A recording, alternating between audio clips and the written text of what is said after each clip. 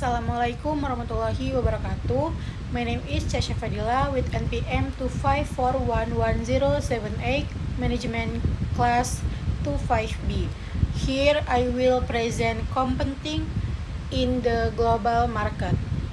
Pertama adalah pengertian pasar global.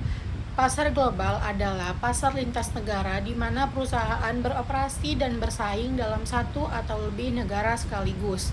Ciri-cirinya konsumen berbeda budaya, regulasi berbeda, mata uang berbeda, tetapi teknologi dan informasi menghubungkan semuanya. Contoh singkatnya, perusahaan Indonesia yang menjual produk ke Malaysia, Singapura, dan Timur Tengah termasuk bermain di pasar global. Selanjutnya, mengapa bersaing di pasar global? Manfaat bagi perusahaan yang pertama adalah memperluas basis pelanggan dan meningkatkan volume penjualan. Yang kedua, menyebar resiko bisnis tidak hanya bergantung pada satu negara. Yang ketiga, mendapatkan skala ekonomi dan efisiensi biaya menghasilkan dalam volume besar. Yang keempat, mengakses sumber daya baru, SDM, teknologi, bahan baku, dan modal.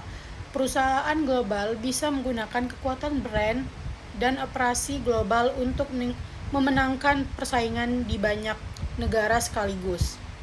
Selanjutnya, alasan perusahaan masuk pasar global.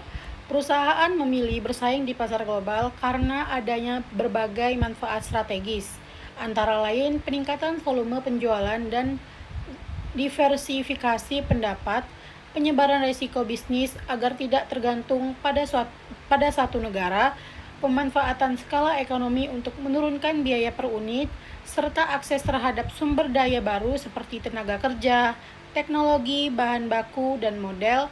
Selain itu, pasar global juga memungkinkan perusahaan untuk memperluas brand awareness, meningkatkan reputasi, dan memposisikan diri sebagai perusahaan yang kompetitif level internasional yang dapat menjadi keunggulan jangka panjang. Selanjutnya, karakteristik persaingan global versus internasional.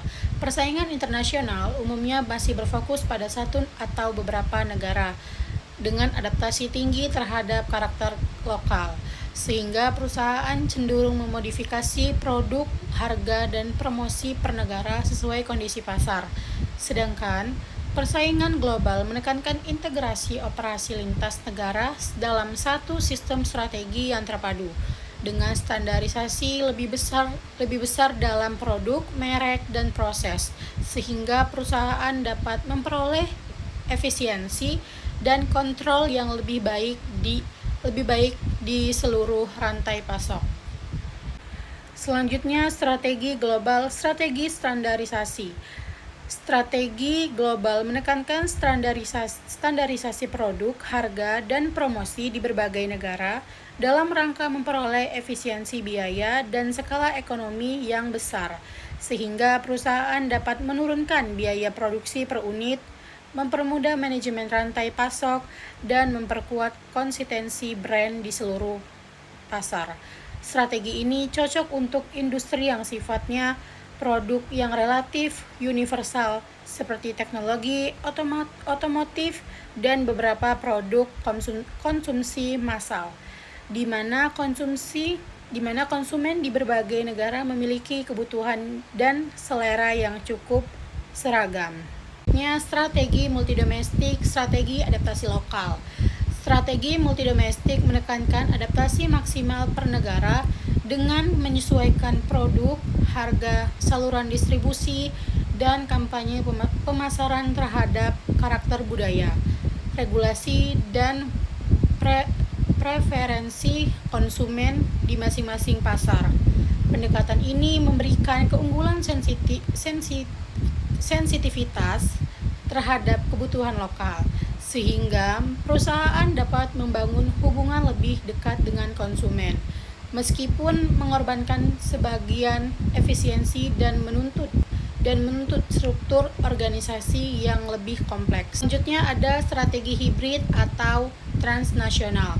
Strategi hibrid atau transnasional menggabungkan keunggulan strategi global dan multidomestik, yaitu dengan mempertahankan standarisasi elemen inti seperti teknologi, platform, dan brand lokal, sambil memberikan fleksibilitas adaptasi di beberapa aspek seperti desain kemasan, promosi, dan layanan pelanggan sesuai kondisi lokal.